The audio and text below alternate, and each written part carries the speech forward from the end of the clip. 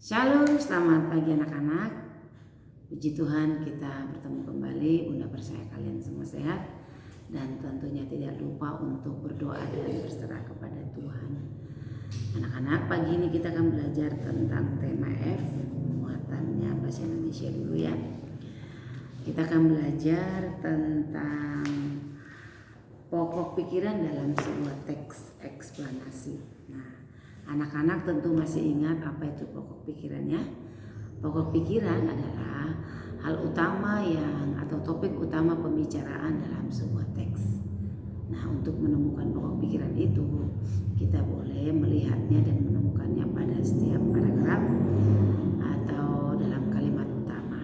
Nah, paragraf itu masih ingat ya, ada 3 paragraf deduktif, kalimat utamanya di awal, paragraf induktif, kalimat utamanya di akhir, dan kemudian paragraf campuran ya, dicampur awal dan akhir, bisa dipadu disatukan, kalimat utamanya ditemukan di sana.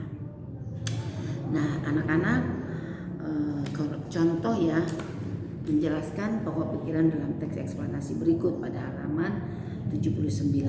Nah, Bunda kasih contoh sampel 1 ya.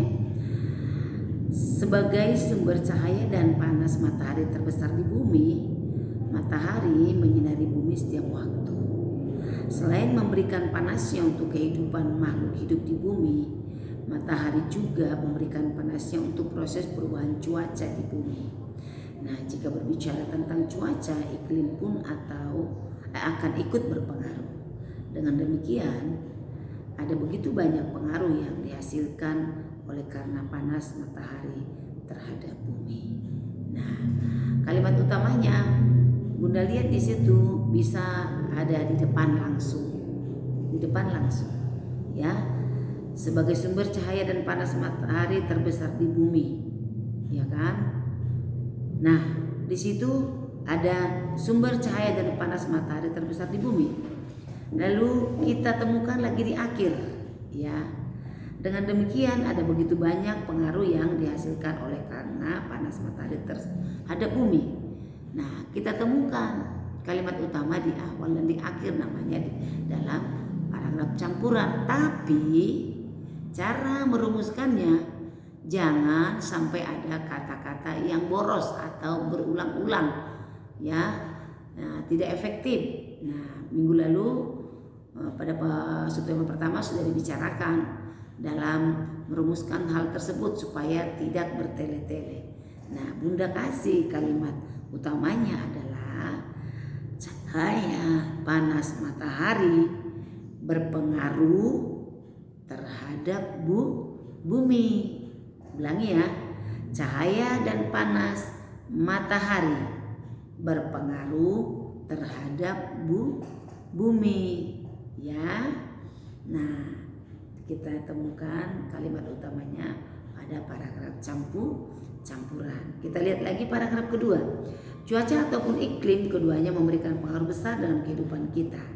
Kayak hidup sektor sosial, sektor kebudayaan, sampai ke jenis bahan pangan yang kita tanam pun akan ikut terpengaruh. Itulah beberapa bukti besarnya pengaruh panas dalam keseharian kita. Nah, kita lihat paragrafnya itu, kalimat utamanya di mana? Bisa di depan. Contoh, cuaca ataupun iklim, keduanya memberikan pengaruh besar dalam kehidupan kita.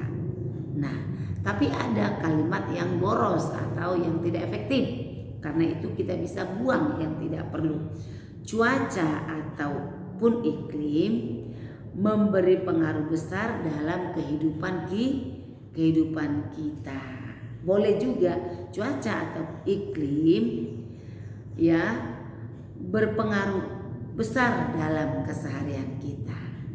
Nah, itu ya yang menjadi pokok pikirannya adalah cahaya panas matahari terhadap bumi. Nah, sudah jelas ya cara menentukan pokok pikiran. Nah, sekarang kita lihat pada halaman selanjutnya ya, membuat ringkasan dalam sebuah teks eksplanasi. Bagaimana sih cara membuat ringkasan dalam sebuah teks eksplanasi? Yang pertama adalah tadi kita sudah menemukan kalimat utama. Nah, yang merupakan ringkasan itu adalah intisari sebuah teks, yaitu yang terdiri dari pokok pikiran tadi. Nah, itulah yang akan menjadi ringkasan. Bisa juga baca berulang-ulang, tentukan pokok pikiran, rangkai menjadi ringkasan. Sederhananya adalah semua kalimat utama yang kalian temukan dalam paragraf ya, yang menjadi pokok pikiran, rangkai ya menjadi ringkasan. Nah, contoh tadi Bunda kasih ringkasan dari 2 paragraf tadi. Ringkasannya apa? Sumber atau cahaya dan panas matahari berpengaruh besar terhadap bumi. Cuaca atau iklim pun turut berpengaruh besar dalam keseharian hidup kita. Nah, itu ringkasannya. Cahaya dan panas matahari berpengaruh terhadap bumi. Cuaca atau iklim pun juga memberikan pengaruh terhadap keseharian kita. Itu yang menjadi ringkasannya. Nah, karena itu kalian pahami kata-kata kunci dalam paragraf tersebut. Nah, kata-kata kunci ini tidak boleh dilupakan apabila tidak mengerti kata-kata kunci ya yang kita temukan dalam paragraf.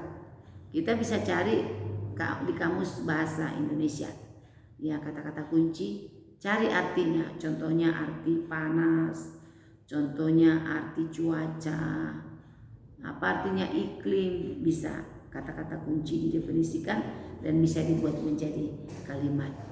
Kita lihat juga pada ringkasan pada halaman 90 cara lain yang juga tidak kalah efektif ya, yang tidak kalah pentingnya dengan menggunakan kata-kata efektif, supaya kan nanti cerita itu bisa panjang bisa pendek. Kalau seperti tadi 2 paragraf pendek kan, kalau panjang dalam sebuah teks cerita kan wah sulit sekali. Tidak sulit ya untuk meringkas ya, membuat ringkasan tidak sulit.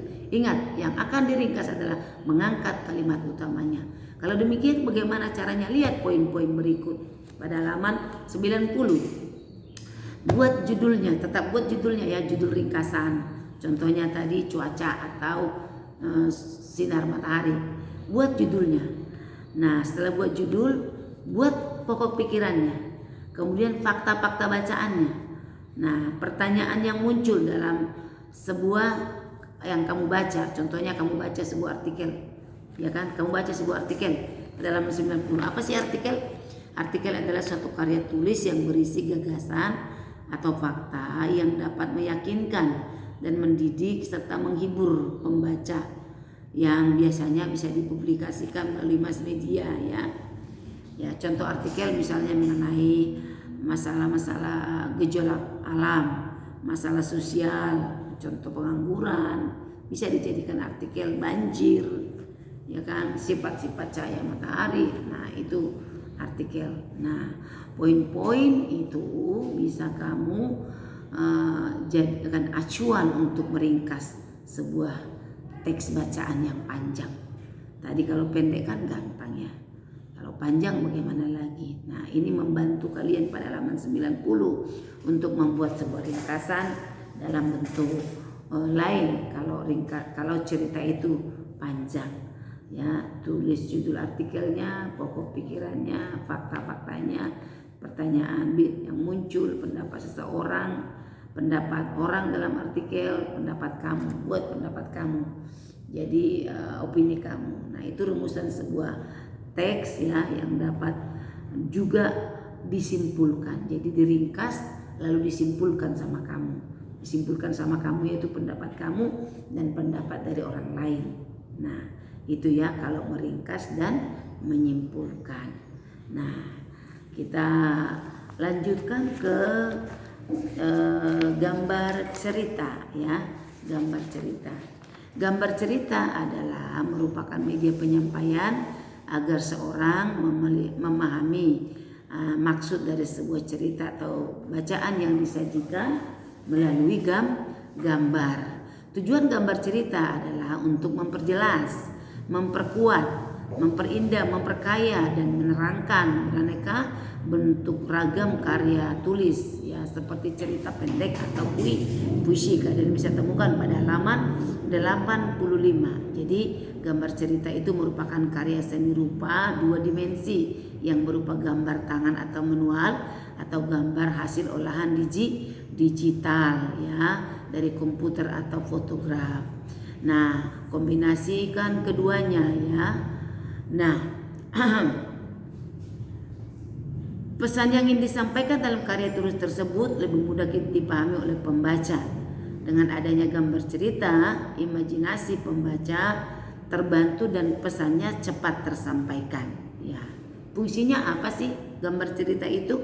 Memberikan penjelasan atau langkah-langkah kerja, ya, langkah-langkah kerja kalau itu sebuah benda. Memberikan penjelasan bentuk alat yang digunakan dalam teks. Contoh, menghubungkan tulisan dengan imajinasi pembaca, menerangkan konsep yang disampaikan. Contohnya ya, pada halaman 84 itu ada penemuan penanak nasi listrik. Di situ kan ada gambar. Atau di sebelah kanan halaman 85 ada gambar-gambar di situ, kalian bisa lihat ya. Nah, Bunda lebih pertegas lagi pada halaman 86. Di situ ada gambar ya, topik-topik tertentu yang mau dibicarakan. Sebuah gambar bisa kita jadikan merupakan sebuah cerita. Boleh cerita satu topik atau cerita bergambar yang berkesinambungan ya. Kalau pada halaman 86 kita lihat ada 6 gambar ya, 6 gambar. Ini boleh dirangkai menjadi sebuah cerita khusus ya kan, yang pada akhirnya teman kita salah satu sakit, atau boleh juga salah satu pokok item diambil. Contohnya Bunda kasih nomor 2 ya. Ada gambar ibu guru, ada gambar anak yang sedang presentasi, ada anak yang sedang mendengar. Nah, di situ ada judul jelas pidato. Kalian bisa buat menjadi sebuah kalimat pendek, atau boleh juga jadi paragraf pendek. Kamu buat sebuah cerita pendek sekali. Contohnya ya, Bunda buat menjadi kalimat dulu ya. Kalimat efektif. Contoh, Ibu Guru Tina menyuruh Tuti untuk menyampaikan sebuah pidato tentang acara 17 Agustus di lingkungannya. Nah, boleh juga Tuti sedang berpidato tentang pengalamannya pada perayaan 17 Agustus, boleh. Nah, kalau kita lihat gambar pertama, kedua, 3, dan 4, 5, 6 bisa dirangkai menjadi 6 paragraf. Ya, menjadi 6 paragraf. Contohnya ya, anak-anak dan istirahat sedang bermain di sekolah, gambar 1. Mereka bermain dengan gembira. Permainannya apa tuh? Sebutkan. Nah, setelah selesai istirahat bermain, anak-anak belajar kembali, belajar tentang tema pidato. Guru menyuruh Tuti untuk menyampaikan pidatonya tentang pengalamannya pada waktu perayaan 17 Agustus. Nah, pada perayaan 17 Agustus, anak-anak juga memberikan tarian di kelas. Tarian yang menggambarkan tentang kegembiraan dan keceriaan perayaan 17 Agustus. Nah, setelah selesai, anak-anak melakukan kerja bakti. Ya, setiap 17 Agustus melakukan kerja bakti sebagai kesan bahwa gotong royong merupakan ciri khas bangsa Indonesia. Nah, karena anak kelelahan, ada anak yang sakit. Lalu temannya menghibur temannya supaya mau dibawa ke UKS. Di UKS temannya menemani temannya yang sedang sakit. Ini bisa dirangkai menjadi sebuah cerita panjang dalam 6 paragraf, atau bisa juga terpisah sendiri-sendiri. Nah, inilah yang dimaksud gambar cerita. Nah, jadi anak-anak bisa merangkai sebuah kalimat atau sebuah cerita pendek berdasarkan sebuah gambar. Itulah gambar cerita. Nah, itulah penjelasan Bunda hari ini tentang bahasa Indonesia. Setelah ini kalian menulis ya. Tulislah poin-poin penting dari apa yang Bunda sampaikan melalui video ini. Mungkin ada 4 poin penting. Apa itu paragraf, bagaimana menemukan pokok pikiran, bagaimana cara meringkas, dan apa yang disebut dengan cerita bergambar. 4 poin ini bisa kalian tuliskan dan kirimkan nanti ke guru kalian masing-masing, termasuk ke Ma Asti dan juga ke Bunda kelas 5A. Terima kasih. Masih ada tugas tambahan untuk PR nanti lewat WA. Terima kasih, tetap semangat, belajarlah dengan tekun, giat dengarkan video ini baik-baik. Tuhan Yesus memberkati. Terima kasih.